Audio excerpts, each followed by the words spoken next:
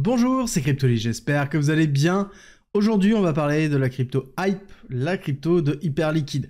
Alors peut-être ça ne vous parle pas, mais Hyperliquid, c'est vraiment un protocole qui a fait beaucoup parler de lui dans son lancement, dans la façon dans laquelle il s'est financé et dans son airdrop massif à plusieurs milliards de dollars. 30% de la supply, c'est-à-dire 30% des crypto Hype, ont été délivrés directement à la communauté sous forme d'airdrop pour ceux qui avaient utilisé Hyperliquid. Mais concrètement, est-ce que ce protocole qui s'est catapulté dans quasiment le top 25 en quelques semaines, quelques jours, voire même, est vraiment intéressant? Est-ce qu'il faut s'y intéresser maintenant? De quelle façon? Qu'est-ce que c'est concrètement? Est-ce qu'on va à un moment donné retracer? Est-ce qu'il y a une bonne entrée qui va arriver? Et quelles sont les perspectives d'évolution que l'on pourra avoir sur Hyperliquid? Je vais essayer de vous donner toutes ces informations-là en quelques minutes. Comme d'habitude, si vous voulez plus d'informations et plus de vidéos de ce type-là, c'est simple. Likez, abonnez-vous et activez la cloche de notification. Et on attaque tout de suite avec Hyperliquid. Hyperliquid, c'est vraiment le principe d'un lancement en bonne et due forme en limitant un maximum les VC, les Venture Capitals, qui sont généralement les investisseurs qui rentrent au début d'un projet et qui cherchent vraiment à faire beaucoup de profit sur les premiers mois de lancement, voire la première année de lancement, avec une pression vendeuse très forte. Ils investissent au début, ils récupèrent des cryptos, et directement ils les vendent dès qu'il y a une valorisation très forte du protocole. C'est pas forcément le cas, et même pas du tout le cas avec Hype et Hyperliquid, qui a pris le chemin opposé, qui est ce qui pourrait se ressembler un peu à un fair lunch, sans en être vraiment un, c'est-à-dire le fait de directement distribuer un maximum de la supply aux personnes qui utilisent Hyperliquid, et c'est à travers leur airdrop, plus de 30% qui ont été distribués, c'est énorme, d'accord? Ça fait partie des plus gros airdrops qui ont été effectués. On a un petit rappel de ce qu'était réellement Arbitrum, mais à côté de ça, Arbitrum est petit en termes vraiment de volonté de donner de la crypto à ceux qui utilisent Hyperliquid. Et donc, oui, qu'est-ce que Hyperliquid? Pourquoi il fallait l'utiliser? Pourquoi il est toujours intéressant de l'utiliser? Parce qu'on va parler de l'USDT et de la fin de l'USDT, notamment en Europe, un petit peu dans cette vidéo-là, en préparation de celle de demain.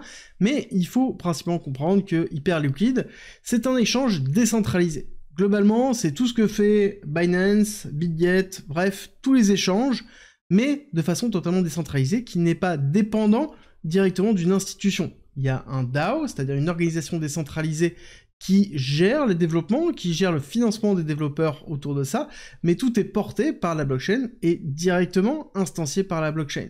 Et la notion d'avoir une libération des cryptos et des tokens à travers un airdrop au début, c'est principalement pour ça, pour aider à la décentralisation. Plus il y a de détenteurs du hype, plus le protocole lui-même est décentralisé.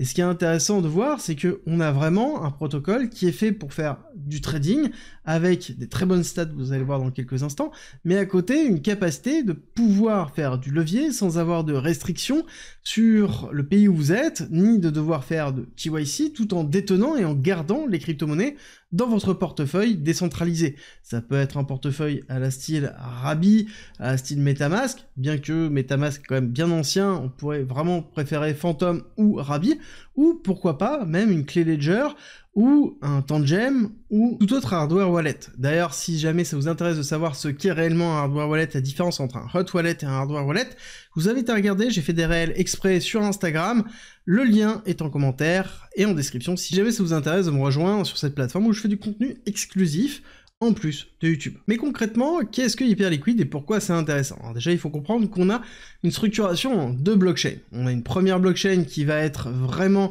Hyper BFT, qui est le socle pour pouvoir faire ce carnet d'ordre, de pouvoir faire justement ce trading, dans lequel on a un block time qui est minuscule, donc ça veut dire beaucoup de blocs qui vont à chaque fois très vite dans la validation, donc une finalité qui est quasiment instantanée.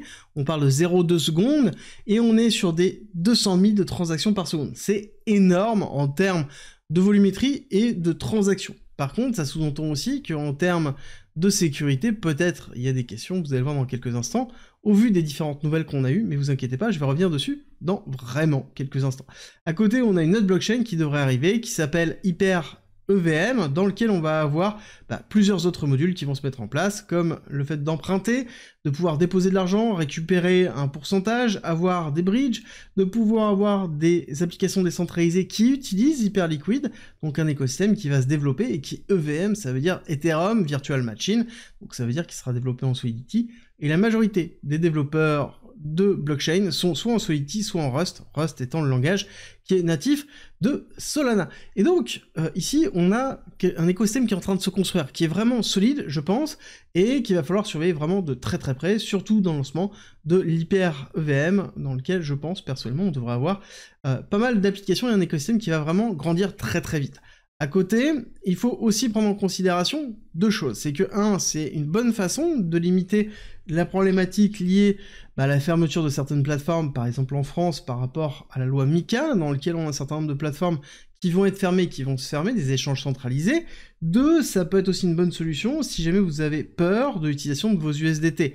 Parce que oui, pour ceux qui ne le savent pas, ceux qui sont en Europe et qui font partie de l'Union Européenne, on a la loi MiCA qui est arrivée, qui a fait une application dessus, et dans lequel on a, à la fin de ce mois-ci, un arrêt de l'utilisation des USDT. Je vous avais fait une vidéo en avril 2024 sur ce sujet-là, je vous la mettrai à la fin de cette vidéo si jamais ça vous intéresse, pour vous expliquer les enjeux de cet arrêt, pourquoi ça a été effectué, et je pense que je vais vous faire une vidéo demain sur ça, pour vous expliquer surtout l'impact que vous allez avoir court terme, et pourquoi on est en train d'arrêter l'USDT, qu'est-ce qui se passe concrètement, et pourquoi Tether n'a pas essayé de mettre en conformité l'USDT, je vous explique tout demain de ce côté-là. Alors, Hyperliquid, sur le papier, ça paraît super sexy et super bien, mais est-ce qu'il n'y a pas des peurs?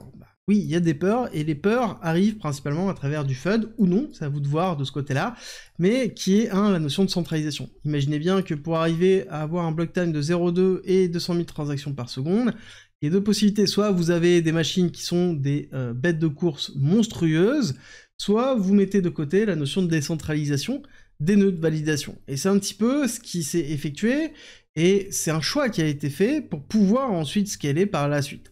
Ce qui est normal, on ne peut pas être tout de suite performant, décentralisé, tout en une fois, ça n'existe pas. Et c'est même les meilleurs protocoles qui sont décentralisés, ça s'est fait avec le temps, il faut laisser le temps au temps, c'est quelque chose qui est normal dans la notion de décentralisation d'une blockchain. Par contre, à côté, on a forcément une peur qui est arrivée, étant donné qu'on a vu 200 millions de dollars d'USDC qui sont partis, justement, de Hyperliquid. Beaucoup se sont posé la question, est-ce que c'était pas une forme de hack du protocole à cause de la centralisation des différents nœuds? Parce que oui, c'est une faille de sécurité, entre guillemets, dans lequel on sait que c'est forcément beaucoup plus attaquable. Du coup, à travers ce FUD, il y a eu un mouvement de foule qui a eu lieu, une baisse, vous allez voir dans quelques instants quand on va analyser le prix, mais est-ce que c'est vraiment hack? Actuellement, Hyperliquid a dit que non, et les différents retours que l'on voit autour de ça ne sont pas dans ce sens-là. Il y a eu beaucoup de questionnements, c'est normal, avec toute une notion, est-ce que c'est la Corée du Nord qui est en train d'attaquer, parce qu'on sait très bien que la Corée du Nord sont les spécialistes d'attaquer par exemple des bridges, ce qui a été le cas de Ronin, enfin voilà, il y a tout un passif qui fait que, en fait, on peut se dire qu'il y a peut-être des risques. La réalité, c'est qu'à l'heure actuelle, on ne sait pas, et il n'y a pas de preuve qui va dans ce sens-là. Hyperliquid, en tout cas, nous dit que ce n'est pas le cas du tout, et quand on regarde le reste des liquidités, il n'y a pas eu d'autres fuites de liquidités, donc il n'y a pas de raison de s'inquiéter. Mais pour moi, c'est plus une réflexion autour de l'évolution que pourra avoir Hype dans le futur, et surtout avec le lancement de nouvelles blockchains qu'ils auront, et des applications qui tourneront autour de ça. Alors concrètement au niveau du prix, à quoi ça ressemble? Bah ça ressemble à quelque chose qui a fait une hype totalement, hein. Sans jeu de mots, bien évidemment, mais c'est une réalité. On a eu une hyper valorisation très très rapide du token, avec l'airdrop, personne n'a vendu, très peu de personnes ont vendu. Ceux qui ont vendu, beaucoup en fait regrettent ou ont vendu partiellement, ce qui est plutôt normal, hein, parce qu'à un moment donné il y a des prises de profit qui sont à faire. Et ensuite on a une valorisation de la crypto qui est passée globalement de 2 $ à, pour faire simple, quasiment 35 $. Donc une hyper valorisation, et cette hyper valorisation a entraîné clairement des personnes qui sont devenues millionnaires juste avec un airdrop. Ça vous rappelle ce que je vous disais il y a plus d'un an, que si vous avez très peu de crypto, il est peut-être plus intéressant de travailler sur les airdrops que vraiment faire de l'investissement si vous voulez rentabiliser votre temps, et si vous avez du temps à rentabiliser. Ça, c'est une des preuves. Il n'y a pas eu que cet airdrop-là qui a bien fonctionné. Par contre, ne sous-estimez pas le travail d'un airdrop, c'est quelque chose qui est très compliqué, qui prend beaucoup de temps à faire, et beaucoup d'investissement, que ce soit même un peu en argent, mais aussi beaucoup en temps. Alors, pour revenir vraiment sur cette hyper accélération, le fait d'avoir à côté une forme de fair lunch fait que on a aussi un sentiment très fort de cupidité qui se met en place, où globalement on ne veut pas vendre quelque chose qui ne fait que monter, et ça veut dire aussi qu'à contrario, on peut avoir des phénomènes de peur extrêmes qui peuvent arriver.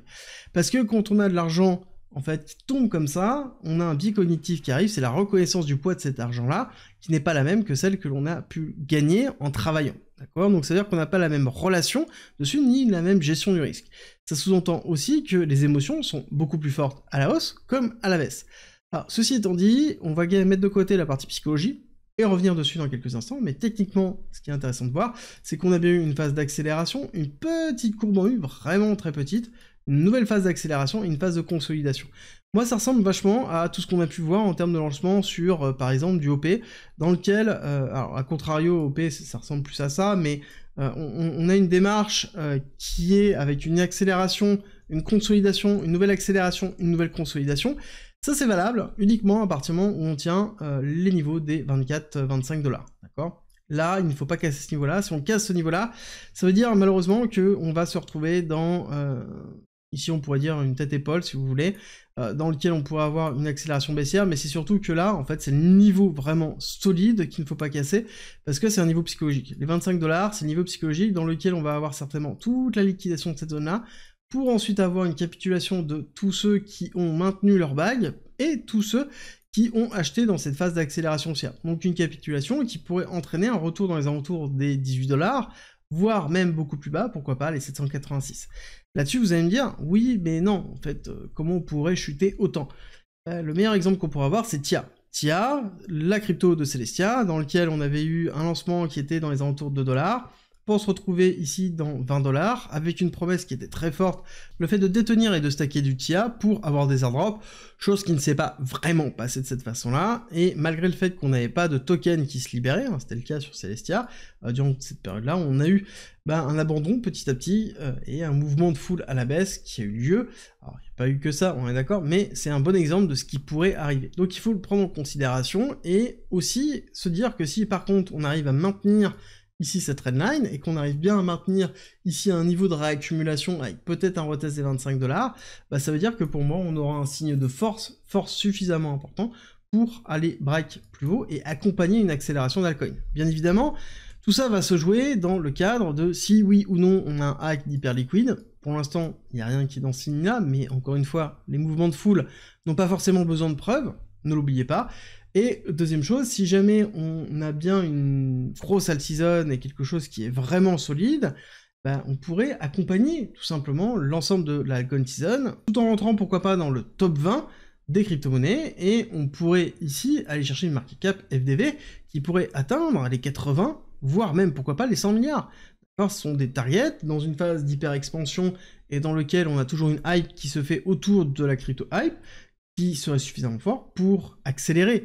Surtout si on a un lancement de la blockchain EVM, où on a un écosystème qui se crée, on aura une demande du hype qui sera de plus en plus forte, et donc on aura derrière une impulsion relativement forte. Mais j'ai envie de vous dire, dans des niveaux tels que ça, il est logique de prendre en fait des profits, d'accord?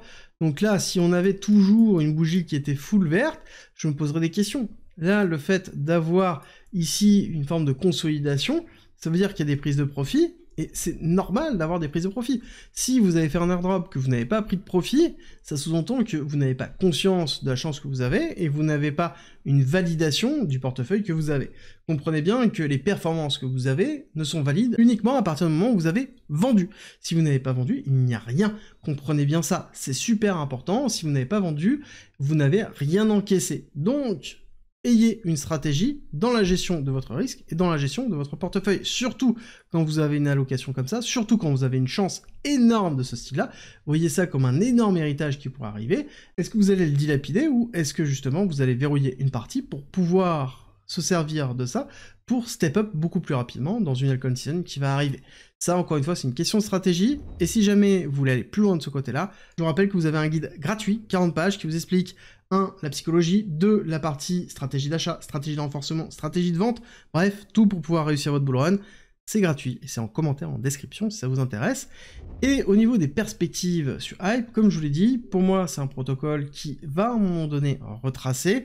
Si on ne retrace pas, ça veut dire qu'on va très rapidement rentrer, même voire pourquoi pas dans le top 15, et qui va montrer vraiment une prise de dominance au niveau de Hype sur l'ensemble des exchanges décentralisés, parce que ça a été clairement un narratif qui n'a pas fonctionné dans le dernier bull run, et pourquoi pas ici on ne pourrait pas avoir Hype qui défie toute logique, et justement créer à lui-même un propre narratif.